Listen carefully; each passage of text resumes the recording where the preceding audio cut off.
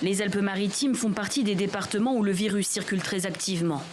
Même constat en Île-de-France, le nombre d'hospitalisations en 24 heures n'avait pas été aussi haut depuis la première vague il y a un an.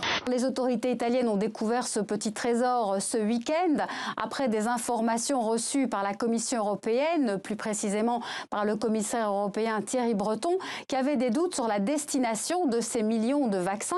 25 ressortissants algériens arrivés en provenance de Londres fin février sont toujours bloqués dans la zone internationale.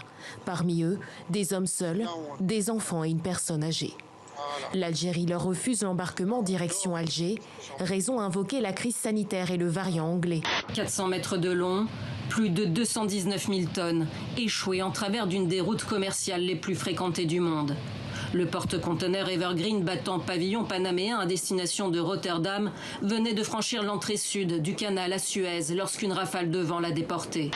C'est le bleu d'une vague qui est celle des tumultes intérieurs en fait. Après l'attentat, on est choqué, on est sidéré, on est emporté dans quelque chose de très intense et de très violent.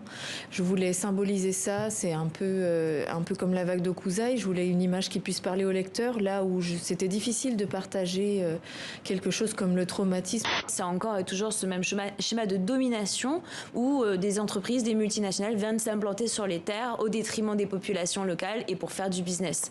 Et en Guyane française, c'est exactement la situation que nous avons vécue avec ces entreprises minières et pétrolières comme Total qui sont venues s'implanter dans l'irrespect le plus total des engagements de l'accord de Paris, de la volonté des peuples et puis finalement aussi de l'avenir des générations futures. Les adultes voient bien que c'est sale, mais ils ne font rien.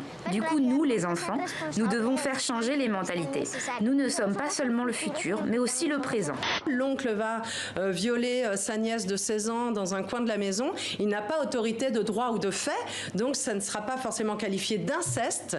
Et comme elle a 16 ans, même en termes de pédocriminalité, il va falloir prouver le non-consentement, prouver la contrainte, la menace et la surprise.